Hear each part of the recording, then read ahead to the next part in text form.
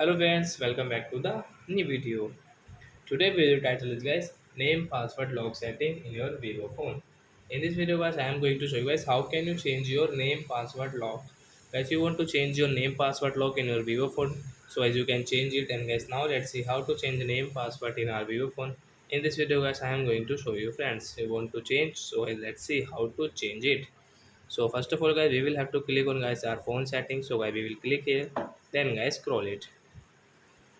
As you can see your security setting, guys tap here, screen lock setting, enter your name password guys, again click on guys password. So guys new password guys I will take my friend name Ravi.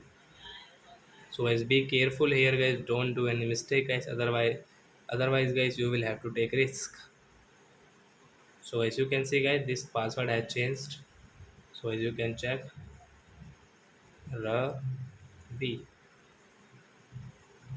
So I hope friends you have understood how to change name password lock in our Vivo phone. So that's it guys. Thanks for watching. So guys now we will meet up next video guys with the topic.